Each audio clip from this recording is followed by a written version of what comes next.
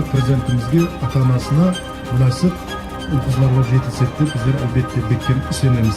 Сіздер және бір мәрте сол жаңадан құрып берілген сол заманауи ғимараттың ашылуымен сондай-ақ елімізге жаңа жыл байрамымен бір мәрте